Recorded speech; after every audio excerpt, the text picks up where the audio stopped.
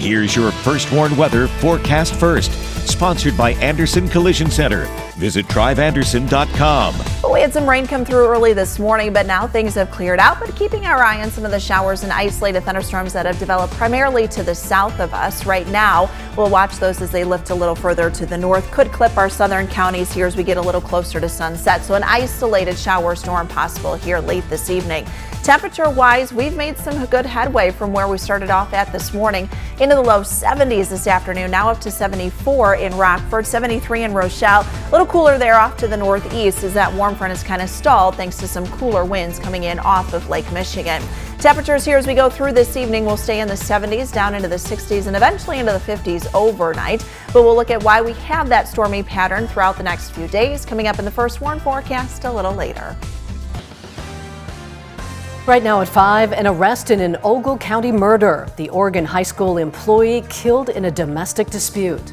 Plus, today is Earth Day, how some local area residents gave back to the community while displaying their green thumb. And Rockford High School students put their problem-solving skills to the test. The Earth Day project helping out a local business. Live from WTVO 17. This is Eyewitness News at 5. Good evening, I'm Mimi Murphy. And I'm Wendell Edwards. We thank you for being here. Tonight, a Mount Morris man is in the Ogle County Jail for a deadly shooting. He's accused of killing 25-year-old Cameron Paisley. Derek Swanlund is charged with first-degree murder. Ogle County Sheriff's deputies say they were called to an apartment in Mount Morris Monday afternoon for reports of a domestic incident. Paisley was found with multiple gunshot wounds. Deputies arrested Swanlund a short distance from the scene. Paisley was pronounced dead at a local hospital. He worked on the custodial staff at Oregon High School, where he also graduated from in 2018. The Oregon School District issued a statement on Paisley's death today, saying he will be remembered for his easygoing personality, his ability to strike up a conversation with just about anyone, and the calming presence he brought into every room. He had a bright future ahead of him and was someone who made even stressful situations feel manageable. No memorial arrangements have been announced. Tonight, a Belvidere alderwoman is arrested on drug charges. According to court records, police arrested 2nd Ward Alderwoman Natalie Mulhall Sunday. She has since been granted pretrial release. She's charged with possession of narcotics and driving under the influence. Mulhall has served as alderwoman since 2021. Rockford police share an update on the K9 officer who was shot during a chase. RPD says K9 Andy is doing great after being shot in her paw and shoulder Saturday. Police credit her ballistic vest, which was donated by the community, with saving her life. Police say 38-year-old Vernon Frills shot Andy as he was running from police. He now faces multiple offenses, including injuring a police canine and attempted murder of a police officer. He was due in court yesterday, but court records say he refused to appear. Officers say they pulled Frills over shortly before 4 p.m. Saturday. He then ran. K9 Andy chased after him. Police say Frills fired shots at the officer and K9 hitting the canine. Frills is due back in court tomorrow. Earth Day is today, the annual day encouraging people to take a little extra care of our outdoors and our earth, as well as support environmental protection. Many in Rockford did their part today thanks to the work of a local business. Eyewitness News reporter Blake Dietz was there. And Blake, how did this cleanup all come together? Yeah, it was a cleanup that a few businesses took part in. It cleaned up Midtown, Mimi. But it all started as an idea from Ernie's Midtown Pub that had some help from the city. Dozens of volunteers, including many from other Midtown businesses, helped pick up trash around the area. Ernie's Pub wanted to expand the cleanup's reach and reached out to the mayor for some help. The city provided bags, equipment, and safety vests for each volunteer. Organizers say they hope it's something that can continue far beyond Earth Day. Neighbors helping neighbors helps everybody, and it just seemed like a great way to tie in Earth Day to a community cleanup. It's not just people in the neighborhood. I know we have people traveling from other different parts of Rockford to come over here and help out. And at the same time, we're encouraging them to take this to other parts of town, to their own neighborhoods. That it's something that anybody can do, anybody can organize. It's great that the city's helping, but this could also just be a completely volunteer thing in your part of town. Now, if you're looking to do a little bit of Earth Day cleanup, there is still time. Ernie's is hosting another event right now until 7 p.m. Wendell. Also on this Earth Day, Rockford students spent part of it working to support the environment in a local business. Several Auburn high schoolers were at Wayne's Feed Store today to construct a plant a greenhouse. The school has completed several similar projects around the community, but today, this project was the biggest one yet. Students from multiple academic academies participated, including production, health, and service academies. The goal is to give students practical and real-world experience. Some students don't even have these opportunities outside the classroom, right? When they go home, they may not have the tools or the components needed to be able to practice these type of skills. So giving them in the classroom, having this available to them is a real great opportunity for them to learn. He also invites other local businesses to invite students to conduct similar projects of their own. Rockford University holds its annual internship and career fair. RU students were able to meet with potential employers and explore career paths. Over 40 state-line businesses were represented from a variety of industries, including hospitality, finance, and healthcare. One organizer says she's grateful to these companies for giving RU students valuable connections. Community partnership is huge to Rockford University, and we are really grateful that we have employers that recognize that our students are really well equipped with a dynamic skill base, and they're really eager to get out there in Rockford's workforce. The university holds its internship and career fair every spring.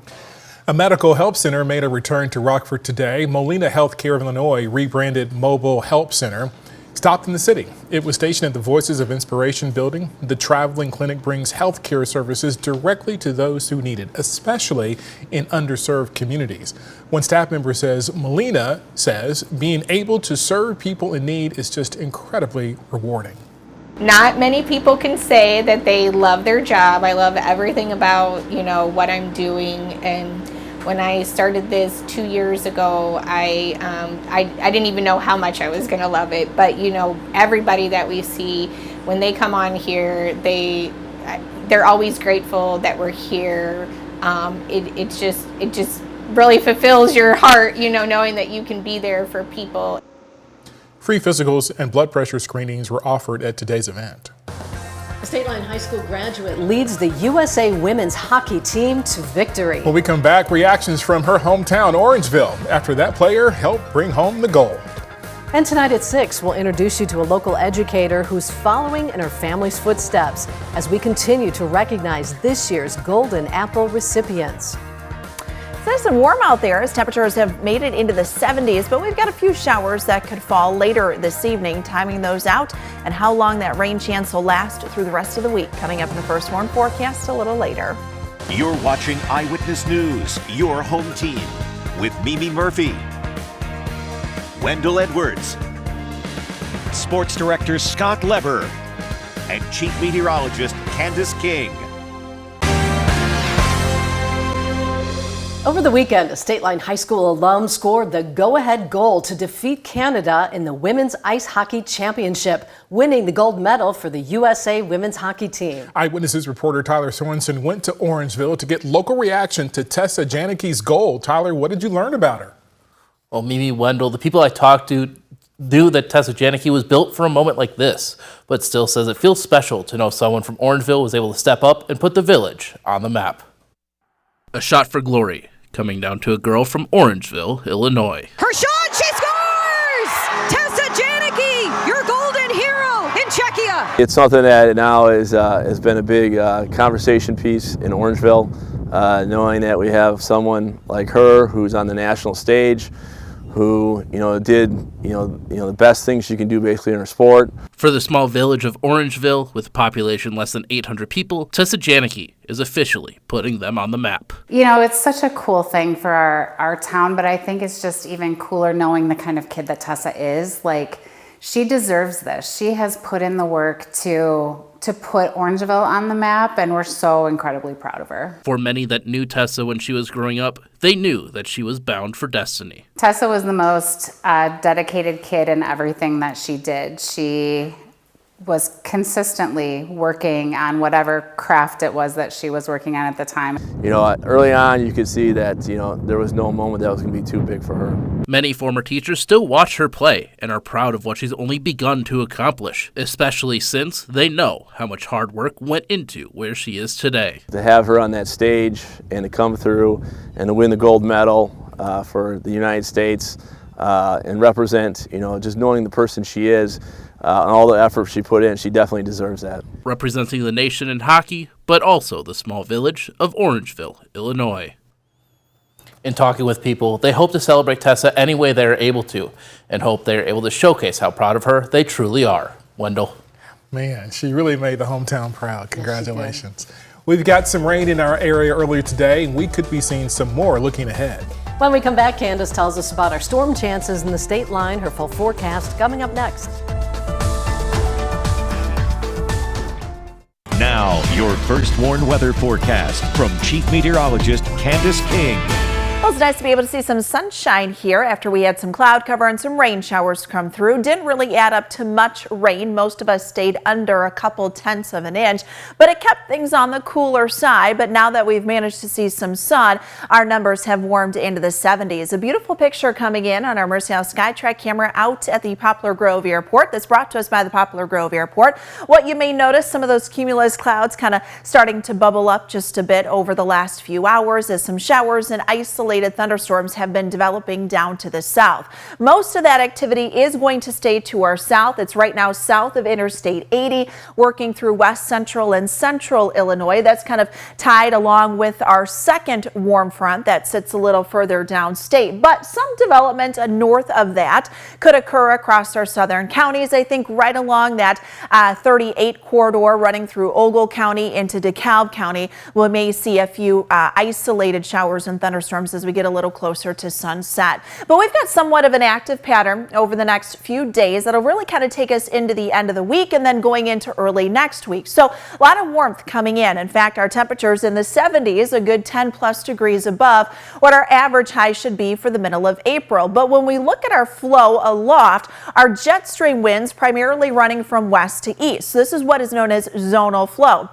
When you have more of the ups and downs in the jet stream, that's known as meridional flow. And that's usually when you get these bigger storm systems that come through. But what we have with this west to east flow in the jet stream are these little disturbances that move along that jet stream pattern from west to east and allows these showers and thunderstorms, kind of daily chances with the heating of the day, to develop. Some stronger thunderstorms down to the south where better moisture, better instability will stay. But for us, we see these periodic and daily storm chances. Doesn't mean that the entire day is a complete washout, just like what we had for today, but it keeps that chance in through the end of the week. What it also does is kind of bring our temperatures up. In fact, notice most of the week, those numbers staying above that average. The only time we dip down below that as we get into the weekend. Saturday may be a little cooler, but really only by a degree. And actually, Saturday looks to be a pretty decent day. Sunday, too, before we warm things back up into early next week. But that flow in the jet stream changes, so it goes from that west to east flow into that meridional flow, so that up and down, which means early next week we could be dealing with perhaps a bigger storm system into that Monday, Tuesday time frame. 74 temperature in Rockford, same thing in Sterling, 69 right now out in Galena, 71 for our weather watcher Terry down in Genoa, had 507 inch of rain, so not a lot down there in northern DeKalb County. Sandy, our weather watcher down in the Kirkland-Fairdale area, 1/10 of an inch, and current temperature sits at 73. A little breezy with that southerly wind too, and 72 degrees for our weather watcher Mike in Forston in northern Ogle County. Looking at that storm threat for us this evening, just a marginal risk out for an isolated strong to severe storm, and that would be again as we get closer to sunset and likely before midnight. If we were to see a strong storm or two, I think it would primarily be for hail and wind. Now, Futurecast keeps a lot of this to the south of us, but as I mentioned, I think we can bump that a little further to the north across portions of Ogle, southern Ogle County, Lee County, and central and southern DeKalb County before we get a break in some of that activity, and that redevelops again as we head into Wednesday. But notice those temperatures climbing through the 70s. We'll dry things out a touch as we head into the weekend and then warming back up into early next week. Thank you, Candace. Scott's next with sports. Green Bay is ready to host the NFL draft, and the Bears and Packers are ready to make their picks.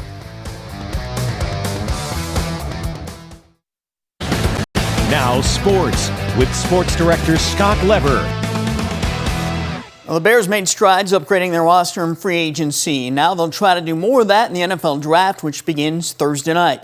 The Bears are in good position to do that. They will have 7 picks total. They'll have the 10th pick of the first round. They have 2 picks in the second round, and they have 3 of the first 41 picks. Ryan Poles isn't giving away his draft strategy, but he's feeling good about his possibilities. I feel really confident where we're at. I think this one's going to be a little wild, but we're going to be prepared for all the different scenarios that pop up. It's deeper in certain areas than others. Usually the cutoff is a little bit quicker. I think once you kind of get into 2, 3, and this one's going to be a little bit different. So I think there's going to be a lot more movement than there has been in the past. The Packers going into the draft with 8 total picks. They have the 23rd pick overall in the first round. And they have 1 pick in each round plus 2 in the 7th round. Now in Green Bay, they're ready to welcome 250,000 people for the draft. That'll make it the largest event ever held in Green Bay. Lambeau Field, Titletown, and the nearby Rush Center have been converted into Draft Town. Fans can enjoy the NFL Experience Festival, where the interactive games are played for free. It is costing Green Bay around $8.5 million to host the event, from the setup to security, but city officials and the Packers said the national exposure will be worth it. Well, we're going to have 3 rounds of the NFL Draft on WTVO. Wednesday's coverage of Round 1 begins at 7 p.m.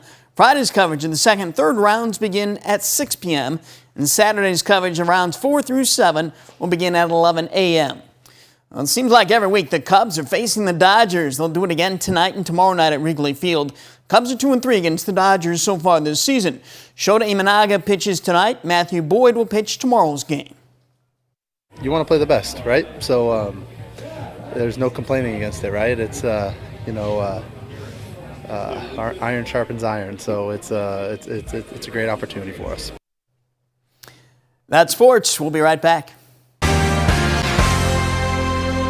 Well, it's nice to see a little sunshine out there and warm up a little beautiful. bit. And green everywhere. Yeah, it is green. I mean, we've had some pretty good rain over the last couple of weeks, which has kind of helped a little bit with that. But we're going to see some additional rainfall here. The first warning interactive radar brought to us by Rockford Glass and More. Temperatures were in the 70s here, and you see the rainfall from earlier today didn't really amount to much. Most of us stayed under that 1/10 of an inch. We're in the lower 50s here through the night tonight, 73 for tomorrow. As I mentioned, we could see an isolated shower storm through sunset, especially south of Rockford. Now Wednesday, not a washout, but kind of similar to today, where we see the chance at least in the morning, and then I think possibly into the afternoon. Thursday, we got some drier time, and then just 60s for the weekend. Thank you, Candace. And thanks for joining us. We'll see you again at 6.